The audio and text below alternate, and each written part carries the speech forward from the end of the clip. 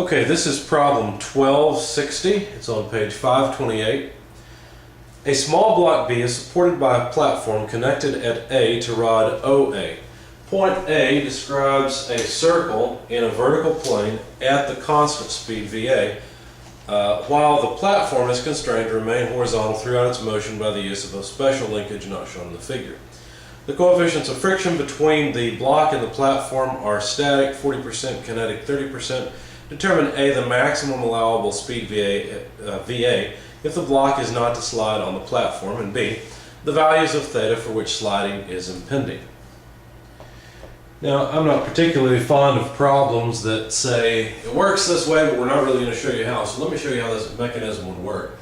If you wanted to constrain a simple rod like this to move in a fashion such that the platform, sorry, that's not tied to ground, such that the platform holding the box does not rotate, then what you would do is simply use a parallelogram linkage. So you can put another pivot on ground. This is one of many possible solutions, but basically just connect those two together and you've got a 4-bar parallelogram linkage that would constrain the platform to rotate as the arm rotates around so that the box remains horizontal. Now your intuition might kick and scream at that just a little bit because you think the two mechanisms would interfere with each other, but remember that we've just shown the mechanism in a plane. There could be another plane behind it so that the two linkages don't interfere. But that's not the goal of this exercise. Our goal is to figure out something about the forces and how fast we can move the box as it goes around. So the radius of curvature is 0.4 meters. Of course, the box is going to have a tangential velocity. They call this V sub A, but I'm going to write it as V sub T because it's just a tangential velocity. We're going to measure the angle theta from the left-hand side, from horizontal. And of course, this is point A and this is point O, and that's why they call it the velocity of A. But anyway, more information that's given. Static coefficient of friction is really the only one we're interested in because if the thing slips, then we've already lost. And the goal is to make sure that the box doesn't slip. So to begin, we should always start with a free body diagram. I'll put it over here because I'll use this space for equations. But basically, box B has weight acting on it, mg, and normal force, N, from the platform. Now, there could potentially be some friction, and in fact, at various positions, there would have to be some friction as this thing moves around. Now, let's see. So let's write down the sum of force equation. Notice it doesn't matter exactly where the box is located. There will always be a horizontal friction force. The friction force does not have a vertical component. And so this is an appropriate free body diagram for the bulk of it. Of course, we know once the box and the arm move past 90 degrees, the friction force is going to turn around the other way since the box will still be accelerating towards the center. But we'll talk about that in just a minute. So let's begin with summing forces in the y direction. If we do that, we just have the normal force less the weight force. That should be equal to the mass times the acceleration in the y direction. So notice I'm assuming that there's acceleration of the box in the positive y direction. That's basically what I've written here. We can write and I'll call this equation 1. We can write a sum of force equation also for the x direction. It looks like this. We've got a positive friction force, at least as long as we're not beyond 90 degrees, because think about it. If the tangential velocity is constant, then that means there's always acceleration. I'll put that in another color. There's always normal acceleration, a sub n, pointed towards the center because the tangential velocity is constant. There's no tangential acceleration. So the acceleration always points towards the center, and if there's going to be an acceleration pointing back this direction against the x-axis, in other words, in the negative x direction, well, then some force will have to cause that, and therefore the frictional force will just flip around. But for the angle less than 90 degrees, this sum of forces should work just fine. We'll consider what happens after 90 degrees in just a moment. So this is equation 2. And of course, we know that the friction must be at its maximum because we're trying to get the velocity to go as fast as possible or as high as possible. And so we end up making the acceleration high because if you think about it, the normal acceleration is just VT squared over rho. You're not changing rho, that's just the radius of curvature. So as the tangential velocity goes up, the normal acceleration goes up, and there's only so much that the friction will be able to do because the friction has to supply a component of that normal acceleration. Of course, the weight and normal force have to supply the other component.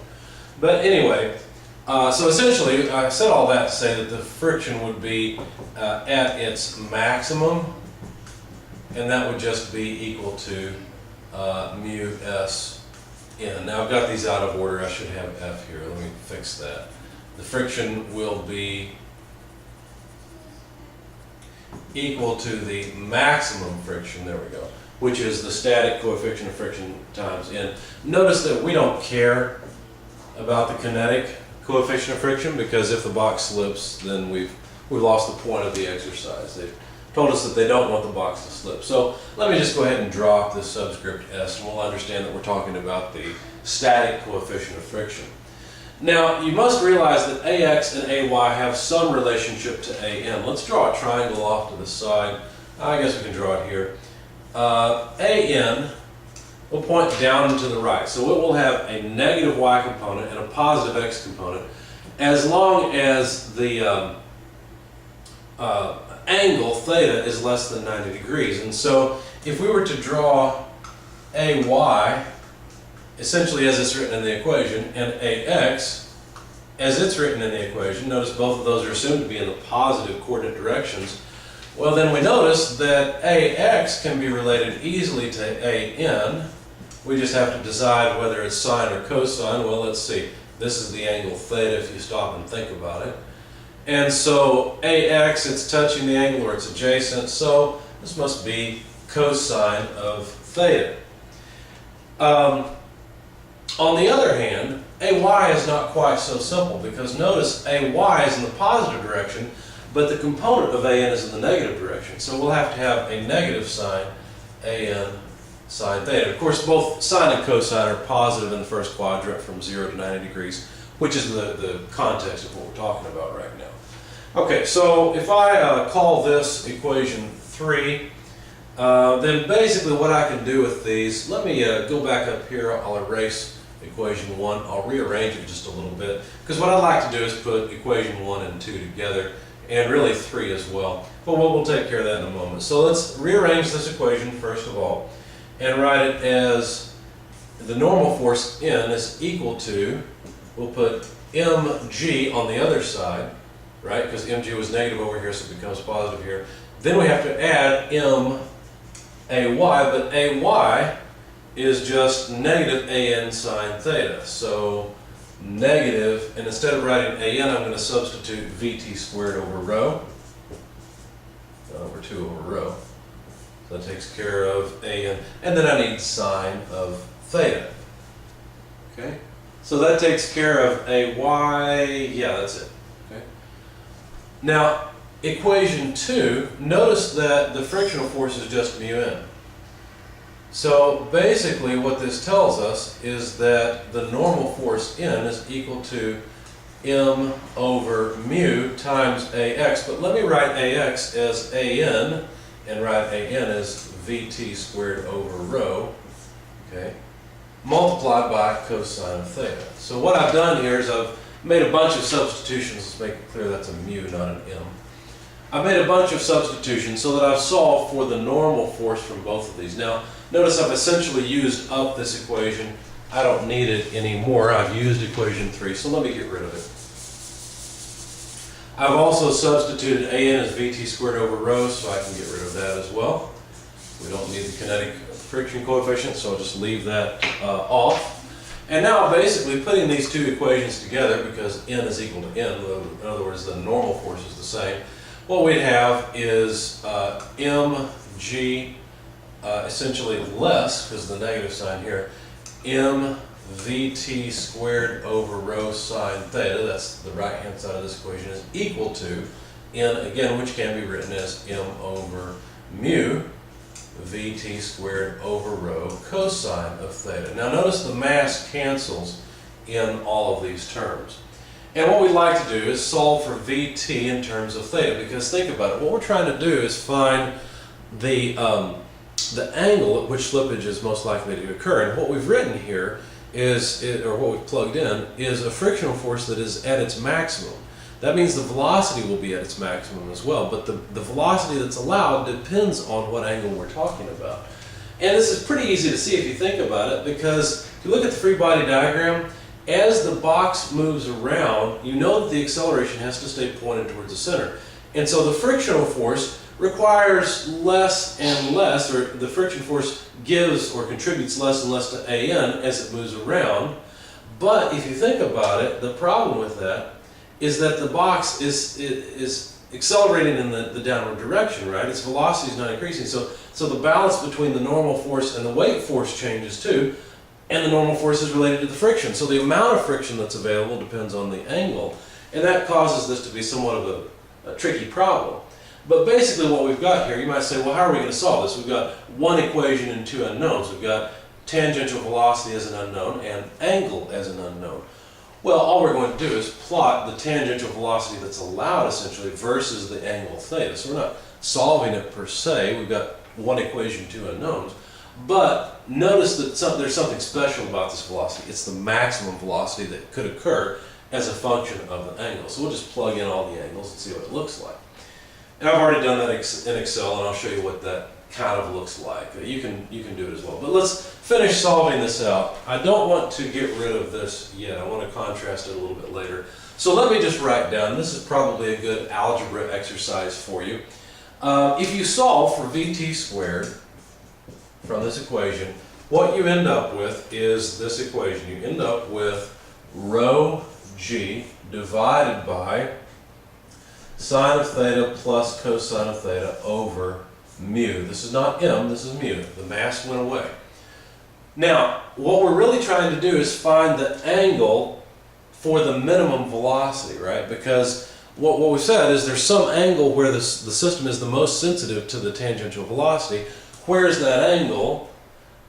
And so basically what we want to do is minimize this function in terms of, or minimize the velocity in terms of that function. So what you have to do at this point, let me section this off because I want to use it a little bit later, or contrast it a little later. So what we really need to do is take the derivative of the tangential velocity with respect to theta and set that to 0. If you remember from calculus, that's how you find maximums and minimums. And then you take the second derivative to tell whether or not it's a maximum or minimum.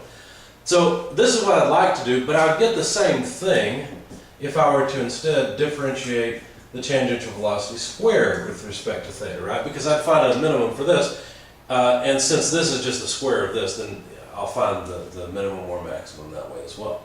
So basically all I'm saying is I'm going to be a little lazy here. I'm not going to take the square root of this and differentiate it. I'm just going to differentiate this as it is. And if you do that, what you find is that the derivative of the square of the tangential velocity with respect to theta is rho g, and basically you have to differentiate with respect to theta. Rho g is just a constant. So you have one, it's like a 1 over x, right? So that's, the derivative of that is 1 over, and we have to be careful here. Let's see, it's x to the negative 1, so we have to pull that down. So it would really be a negative sine theta plus cosine theta over mu quantity squared. Got a good looking mu, there we go. Okay. And then we'd have to multiply by the derivative of the inner function, but the derivative of the inner function is just the derivative of this denominator. So the derivative of sine is cosine, and the derivative of cosine is minus sine. Now, if this is set equal to 0, then the only term that could give us the 0 is this one here, right? This could never be 0. Okay, sine plus cosine, we're not going to get a 0 here. Well, we'd have to get infinity, essentially, to get a 0 out of this term. Rho and g are just constants. So this is the only piece that can give us a 0. Therefore, we're looking for that time when cos of theta is equal to sine theta over mu. Now, we can put the sine and the cosine together and just say the tangent of theta is equal to mu. You should verify this. Basically, you multiply by mu, divide by cos theta, and you have sine over cosine, which is just tangent. And so basically, to get the angle theta, we just need to take the inverse tangent of mu. Okay, when you do that, you find that the angle is about 21.8 degrees. Now, how do we know if this is a maximum or minimum? Well, technically what we need to do is differentiate this again, and that would be a big pain. I don't want to differentiate it with respect to theta. What I did instead is I plotted essentially this equation. I took this equation and I plotted it and looked at it. So I just basically plotted the tangential velocity versus theta, and I'll sketch it over here. So you should try this as well. The tangential velocity versus theta, if you plot this, what you find is a function that looks something like this, where this is 90 degrees and this is the minimum, which actually does occur at 21.8 degrees. So it is in fact a minimum and not a maximum. You can see it because the tangential velocity goes up to, I don't remember what, it's about 1.2 something, like 1.25 or something. This side goes up pretty quickly. I think it only goes up to 1.9 something, if I remember right. But that minimum that occurs here at 21.8 degrees, we can figure out the tangential velocity there by simply plugging in 21.8 degrees for both of those values of theta. Of course, you plug in a radius of 0.4 meters, you plug in acceleration of gravity, 9.81 meters per second squared. Mu is 40%, 0.4. You plug all that into your calculator, and you know what, it's probably worth doing that at least once. I know some of you probably struggle with units.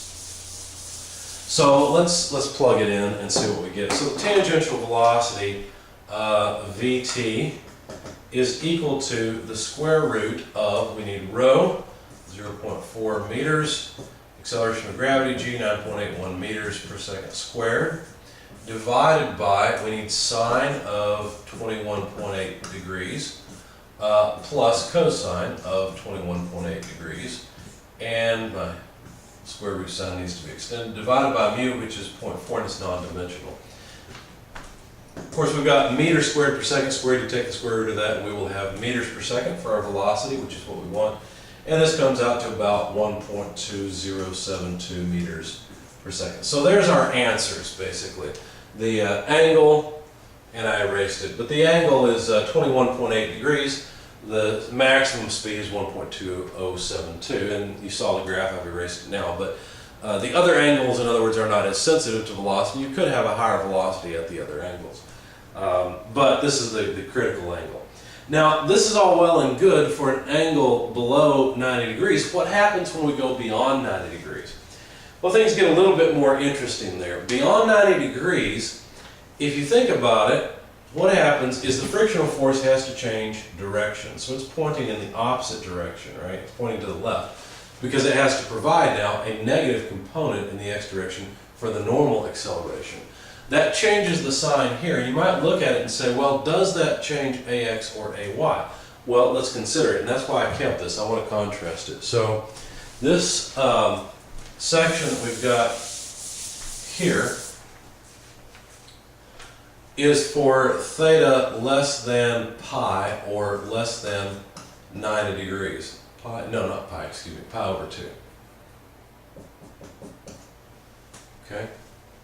So that's what that section is good for. What happens when theta is greater than 90 degrees? Of course, less than 180 degrees.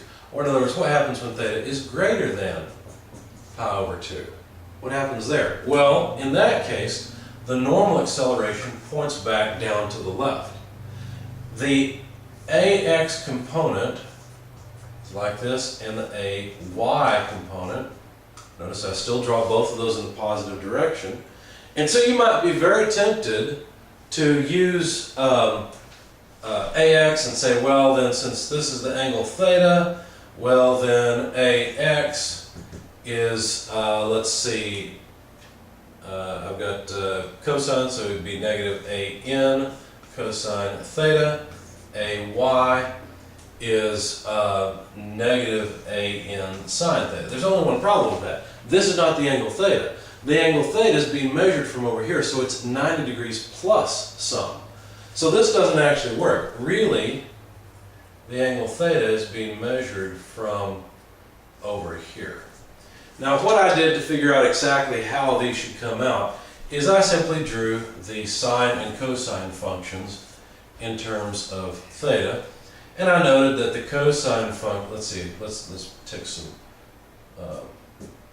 distances off. So here's pi, here's 2 pi, here's 3/2 pi, and here's pi over 2. Basically, this is 90 degrees. The cosine function begins at 1 and goes down through 0, and then turns around and comes back to a minimum of -1 at pi. It then goes up through 3 pi over 2 at 0 and back to 1 at 2 pi. So this is the cosine function. The sine function begins at 0, goes to a maximum of 1 at pi over 2, goes back down to 0 at pi, and then comes back like so. So here's the sine function. Now if you look at it, the sine function is positive from 0 to pi. And what we're interested in is this section. We really don't care about this section, right? Because this section from pi to 2 pi is when the thing would be going down beneath. And I assume they're only talking about when the platform is between 0 and 180 degrees. Of course, we could analyze the rest of it, but I don't think that's the goal of the problem. So we're not really interested in any of this part. We don't care about it. Okay?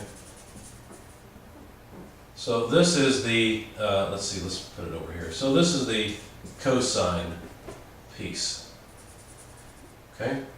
Now, from pi over 2 to pi, sine is still positive, so it still works, right? Our considerations still are the case. So AY is in the opposite direction of AN, so we still need the negative sign. Now, if you notice, AY equals negative AN sine theta before is exactly the same. So these two haven't changed, right? So that one's still okay. That's still the same. All our analysis is still the same as far as that one's concerned. Well, what about the AX? Well, the AX has to use cosine, right? And cosine went negative from pi over 2 to pi. And so since the cosine of the angle is going to give us the negative sign, right, it's already in here, we don't need it here anymore. Okay?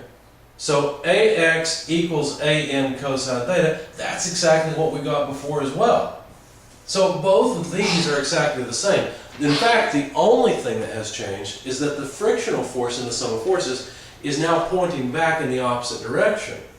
Okay? So the only thing that changes is this side. Now, I'll let you go through the math. I don't want to waste time on the video, and I think it's good practice for you. Essentially, what happens is that we get a negative sign here instead. Notice that came from, I'll give you a few hints here. That came from here. So we would essentially have a negative sign. Let's see, this would be mu n. So we'd have a negative sign here that is traveling with the cosine basically. So we'd have a negative sign on this side. And you can see how that would end up with a negative sign in the denominator. And so now the question becomes, where is the minimum? Well, if you plot,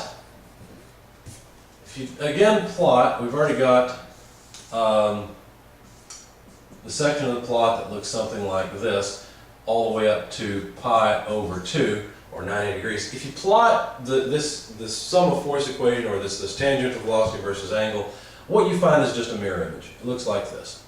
And so the minimum ends up over here, and since this was at 21.8 degrees, all you've got to do is realize this one ends at pi and come back 21.8 degrees from 180.